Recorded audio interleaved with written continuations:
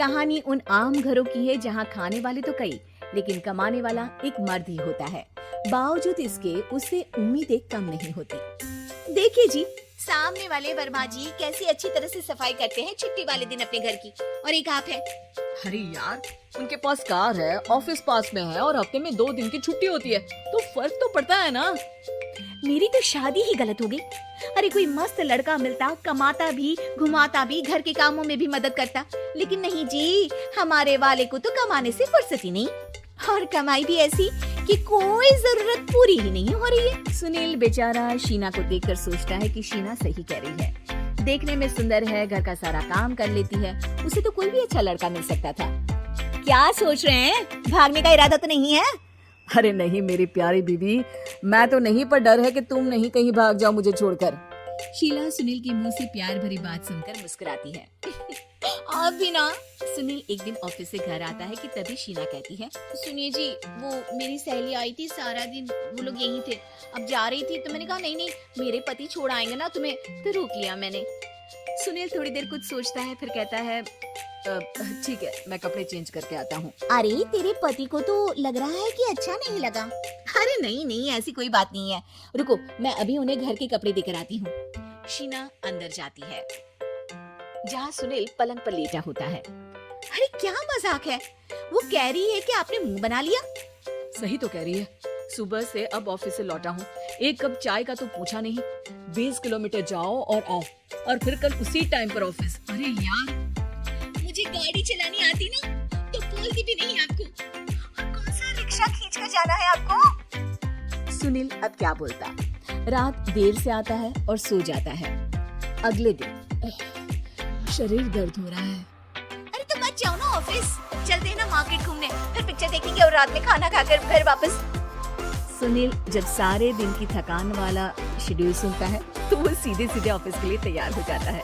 अब आए दिन शीना की डिमांड बढ़ती चली जाती है और सुनील उसको पूरा भी करता, लेकिन एक दिन, ए जी मेरा भाई आ रहा है, उसे 2 लाख रुपए की जरूरत है।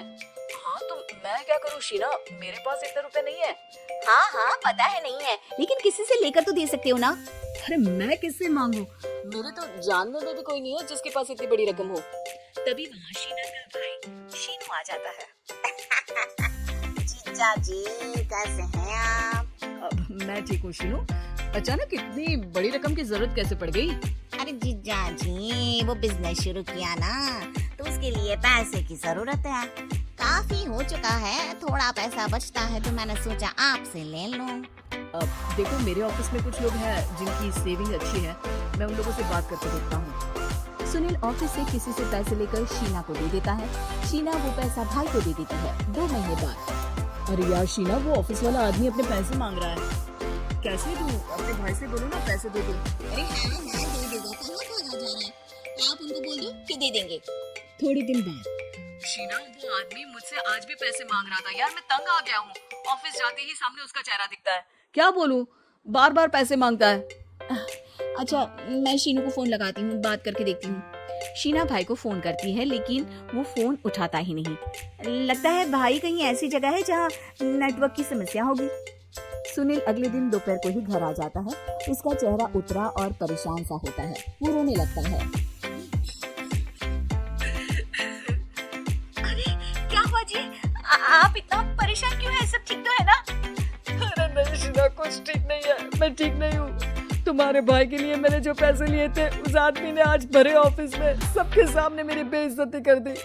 सबके सामने आज मैं कर्जदार बनकर खड़ा था। मैंने हर वो प्रयास किया घर चलाने के लिए जो मैं कर सकता था, लेकिन अब नहीं होगा। वो फिर रोने लगता है। अरे आप तो औरतों की तरह रो रहे हैं, मर्द हैं आप। क्यों, आदमी के सीने में दिल नहीं होता, या फिर वो इंसान नहीं मशीन होता है?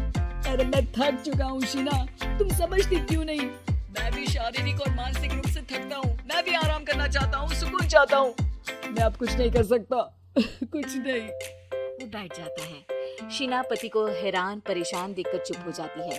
अगले दिन, सुनिए ये लीजिए 2 लाख रुपए, उस आदमी को दे दीजिए और बोल दीजिए कि आज के बाद किसी को पैसे के लिए बेइज्जत ना करे। सुनील पैसे देखकर राहत की सांस लेता है। अरे शीना, तुमने तो मेरा बहुत बड़ा काम कर दिया। अब मैं शान से ऑफिस जा सकता हूँ, लेकिन ये पैसे आए कहाँ से? ये पैसे मैंने अपने गहनों को गिरवी रख कर लिया है। तुम ठीक रहो, निश्चिंत रहो, मैं बस यही चाहती हूँ। मुझे माफ करना, पर अब मैं समझ चुकी हूँ कि मर्द को भी दर्द होता है।